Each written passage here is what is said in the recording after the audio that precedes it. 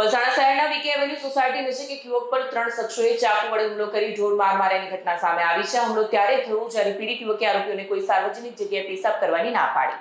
સૂત્રો અનુસાર પલસાણા તાલુકામાં 3 યુવકોએ ગુસ્સામાં આવીને પહેલા ઝઘડો કર્યો અને ત્યારબાદ ચાકુથી હુમલો કરીને યુવકને લોહીલુહાણ કરી દીધો.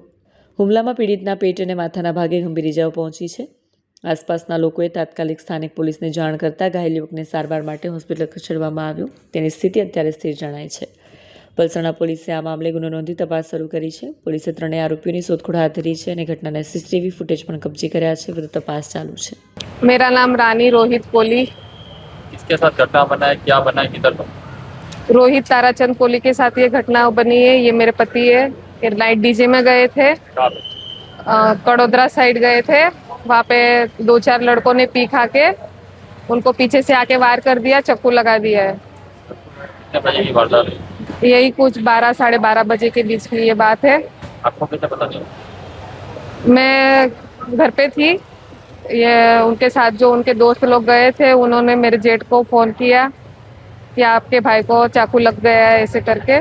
आपके दोस्त लोग और इनके साथ जो दोस्त है उनको भी कुछ मारा क्या सर? हाँ, 1-2 दोस्त को उनको सिर पे लगा है, उनको टाके मार के घर पे भेज दिया गया है. इसके पास क्या मांग किया? हमारी यही मांग है कि उन लोग को कड़क कार्यवाही करे, हमारा जो हॉस्पिटल का खर्चा है वो दे और मारपीट पुलिस के ऊपर छोड़ दिया गया है. आपके हस्बैंड को कितने चाकू मारा? मेरे हस्बैंड को एक चाकू किडनी के साइड पे लगा गया है. अभी हालत कैसी है? अभी उनकी हालत थोड़ी ठीक है, लेकिन मेरे पति का बहुत बड़ा ऑपरेशन हुआ है. उनको कड़क कार्यवाही करनी चाहिए जिन्होंने मेरे पति को मारा है वो.